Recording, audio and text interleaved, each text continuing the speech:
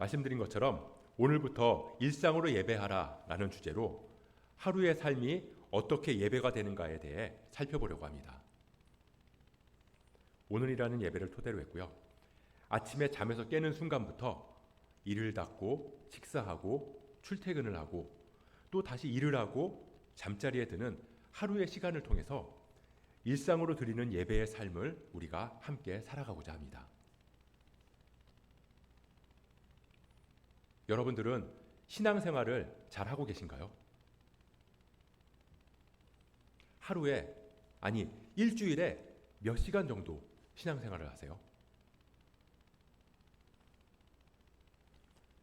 대부분의 교인들은 주일 예배를 드리는 정도로 신앙생활을 하고 있다라고 답을 하실 거예요. 어떤 분들은 수요 예배, 금요 철야, 새벽 기도, 성경 공부, 속회, 큐티를 하고 있습니다 라고 말씀을 하실 거고요. 또 어떤 분들은 부득이하게 주일에 일을 하고 있기 때문에 지금은 신앙생활을 하고 있지 못합니다 라고 말씀을 하기도 할 거예요. 그럼 예배 시간을 보통 1시간이라고 하면 주일 예배만 드리는 분들은 하루 24시간 곱하기 7일 168시간 중에 1시간, 그러니까 일주일의 시간 중에 0.6%의 시간을 신앙생활에 사용한다는 뜻이고요.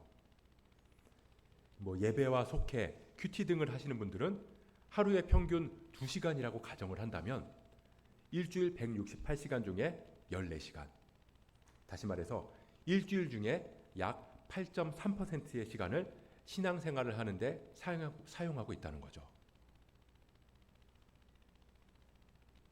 그럼 일주일 중에 신앙생활을 한다고 말하는 시간을 제외한 나머지 시간, 그 대부분의 시간은 뭘 하면서 지내세요?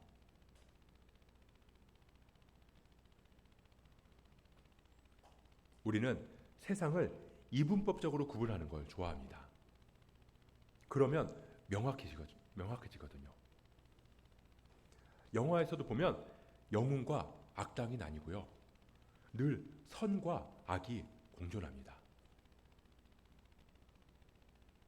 우리가 사람을 대할 때도 보면 착한 사람, 나쁜 사람, 친절한 사람, 불친절한 사람, 이런 식으로 구분을 짓는다는 겁니다.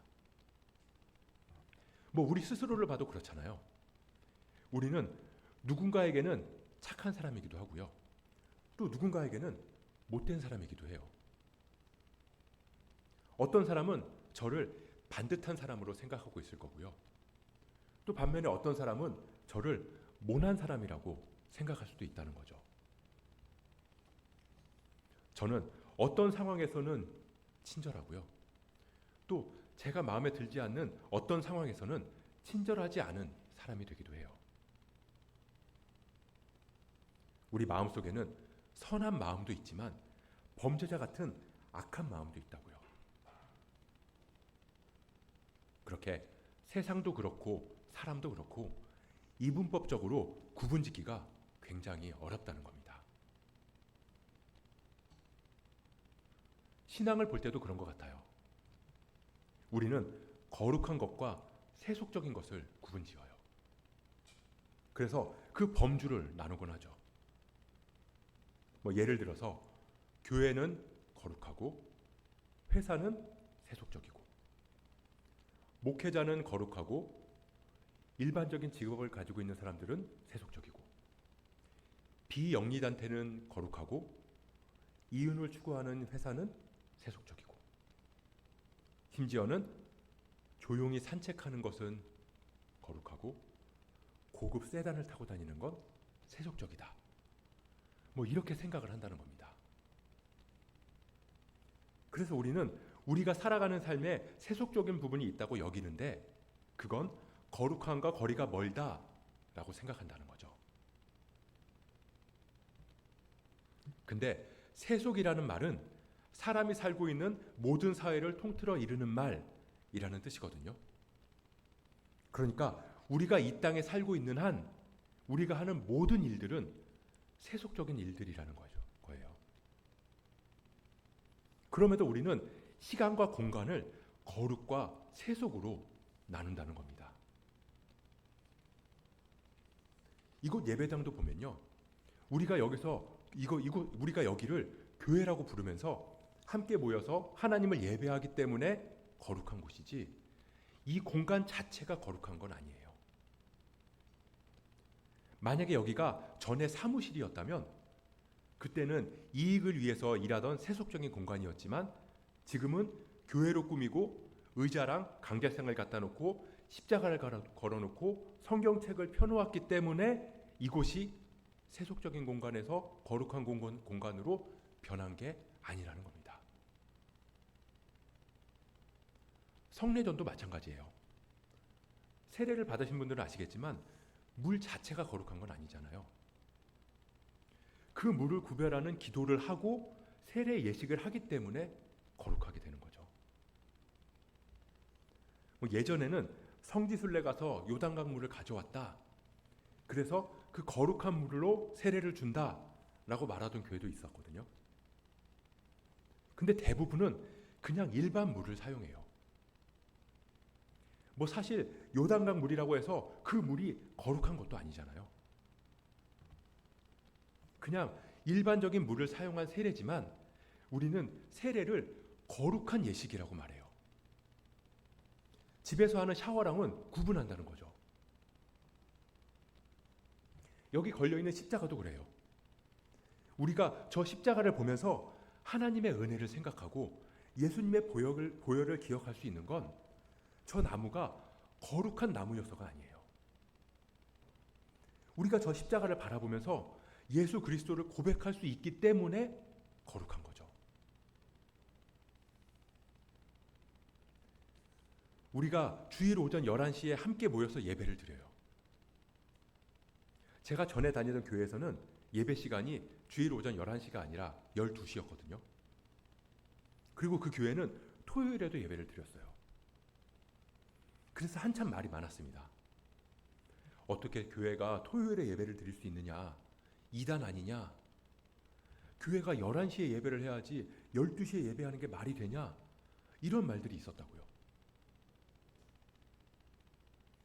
근데 우리가 주일 오전 11시에 모여서 예배를 한다는 건 우리 공동체가 약속으로 정했기 때문에 이 시간에 예배하는 거지 주일 오전 11시가 거룩한 시간이기 때문에 이 시간에 모여서 예배하는 게 아니에요.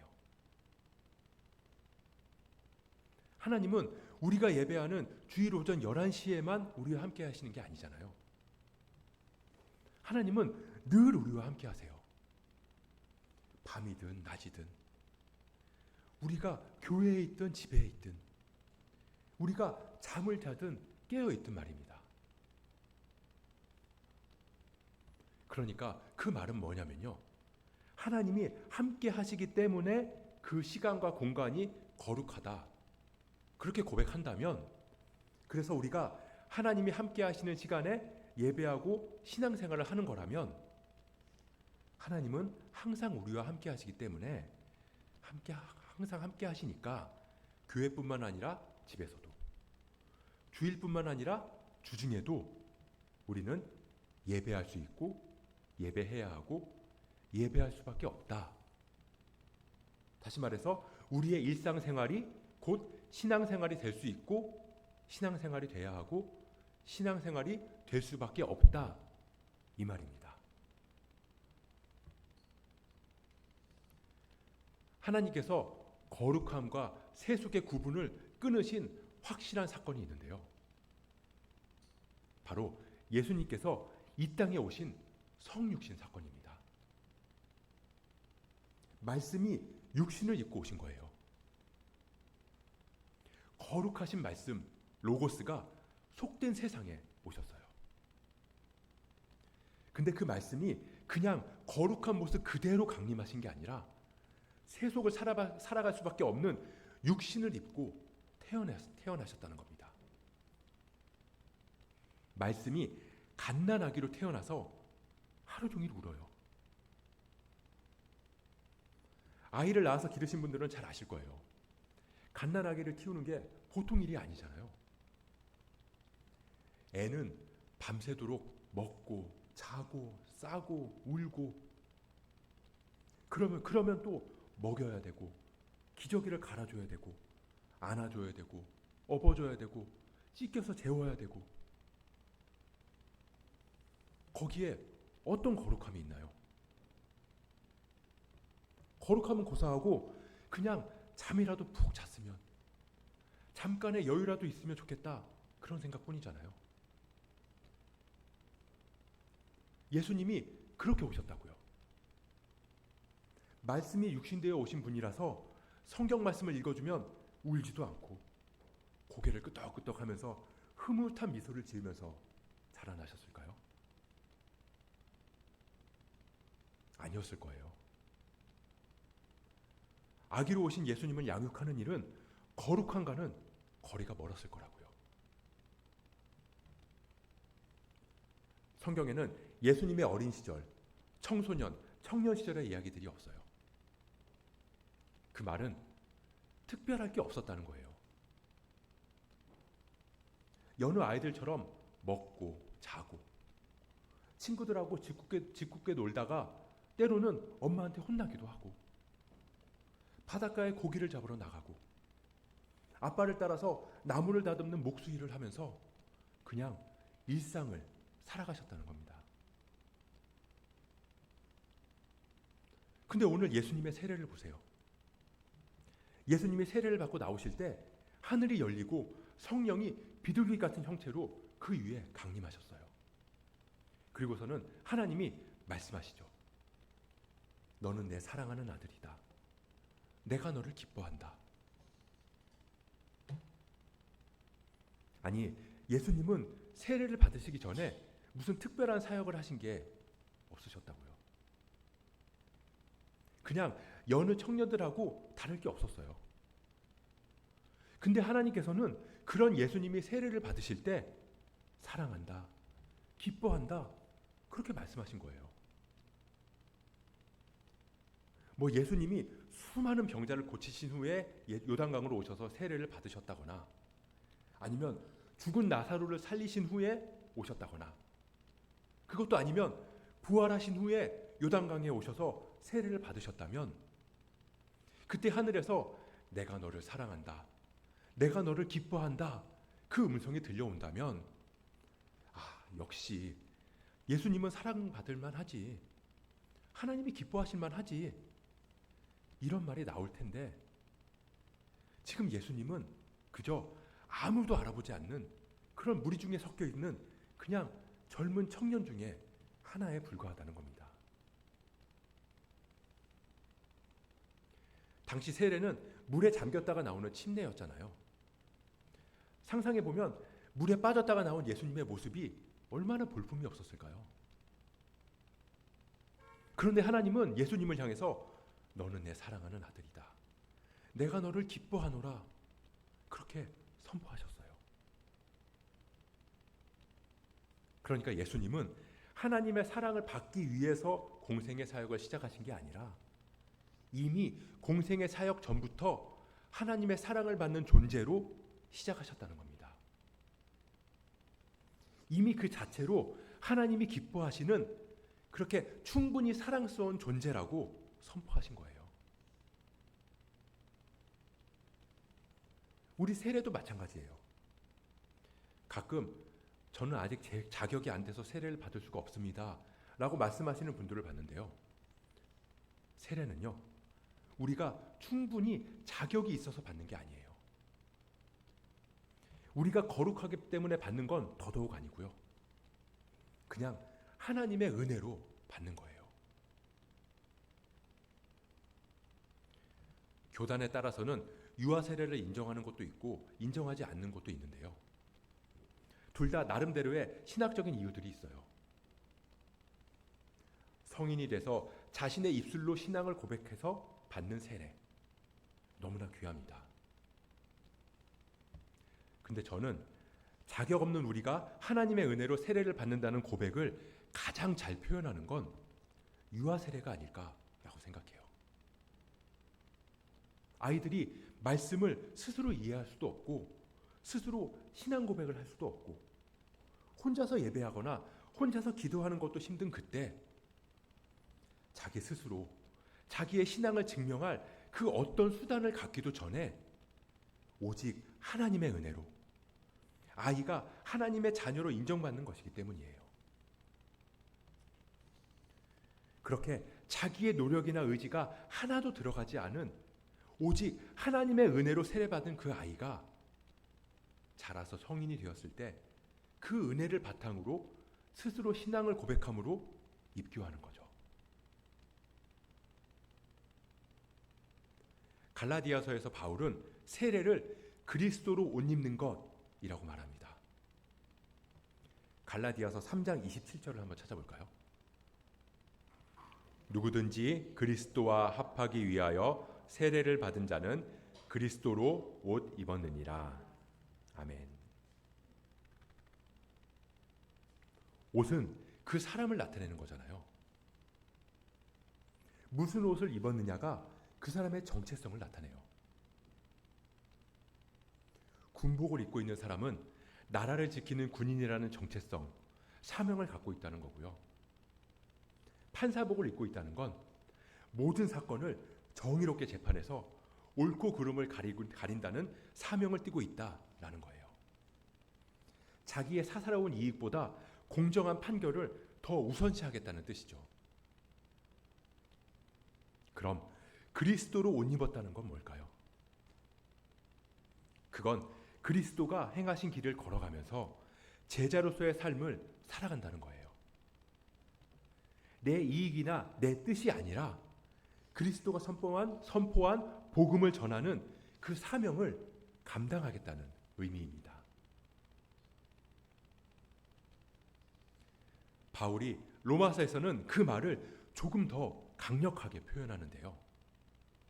로마서 6장 3절부터 5절입니다. 무릇 그리스도 예수와 합하여 세례를 받은 우리는 그의 죽으심과 합하여 세례를 받은 줄을 알지 못하느냐.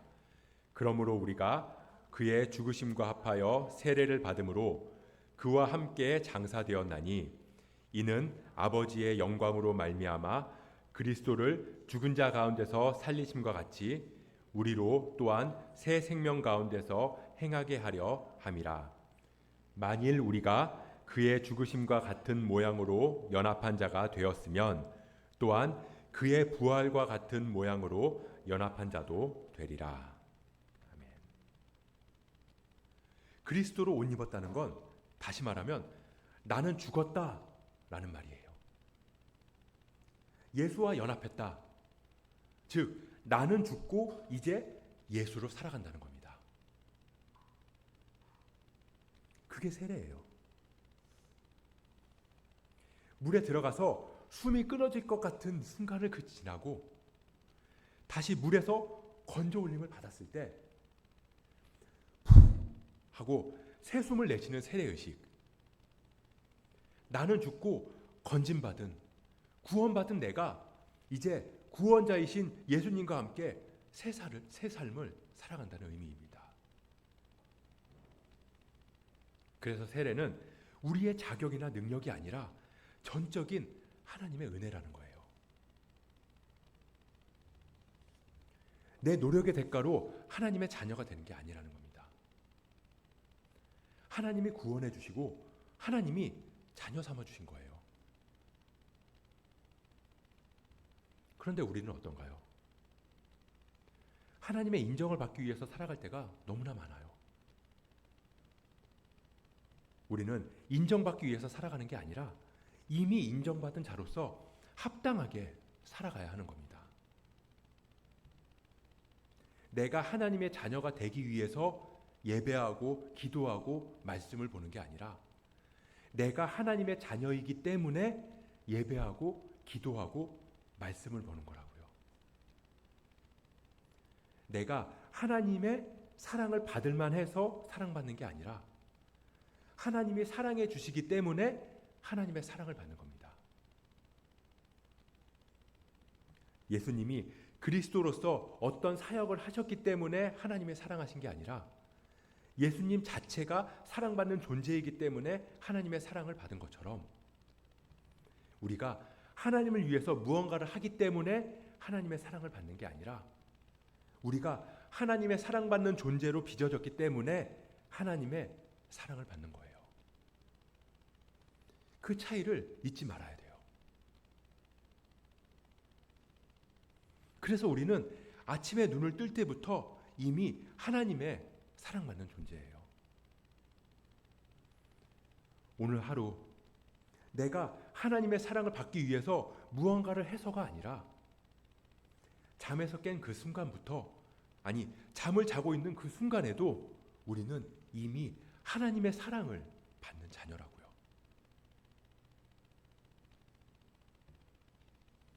아침에 잠에서 깰 때 우리의 모습은 어떤가요? 저는 아침에 일어날 때 모습이 지금이랑은 많이 달라요. 제가 자고 일어났을 때 아내도 그렇고 아이들도 그렇고 막 웃을 때가 있거든요. 머리는 붕 떠서 까치집이 돼 있고, 평상시에는 없는데 잠에서 깰 때만 생기는 신기한 쌍꺼풀.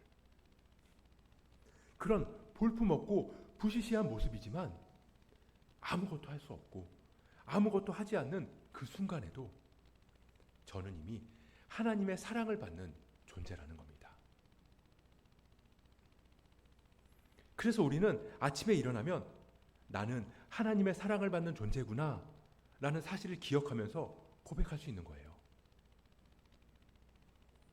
일과를 시작하기 전에 엄마로서, 아빠로서, 할머니로서, 할아버지로서, 선생님, 학생, 주부, 목회자로서 그 일과를 시작하기 전에 그 사실을 먼저 고백하는 거죠. 내가 너를 사랑한다. 내가 너를 기뻐한다. 하나님의 우리를 향한 그 음성에 잠에서 깨는 순간 먼저 반응하는 겁니다.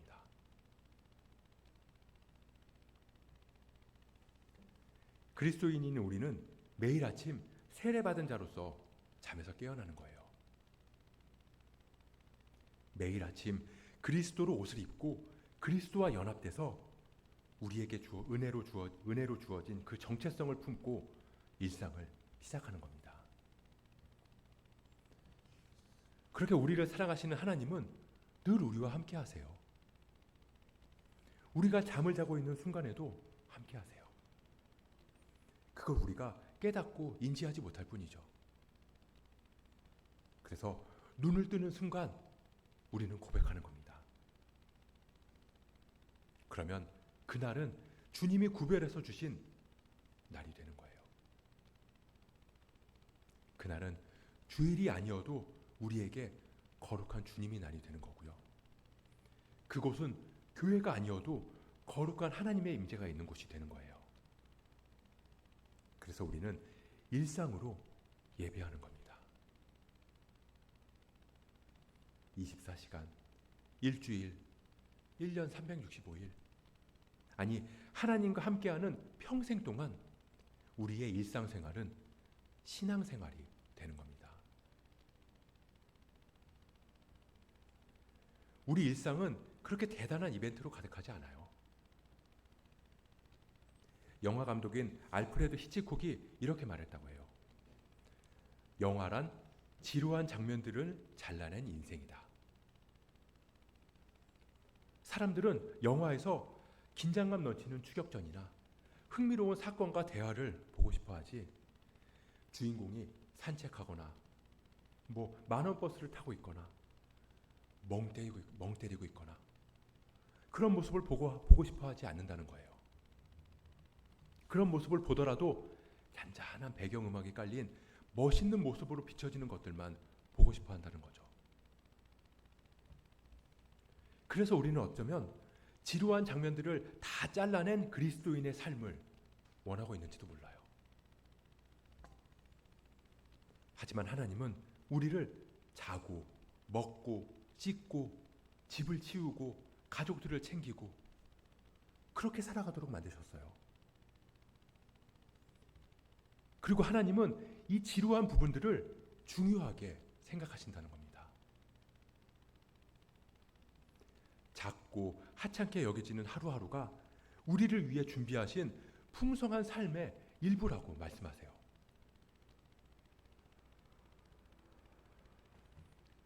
그렇게 우리가 아침에 눈을 뜨고 반복되는 하루를 시작하는 순간부터 하나님의 풍성한 사랑을 느끼고 고백할 수 있었으면 좋겠습니다.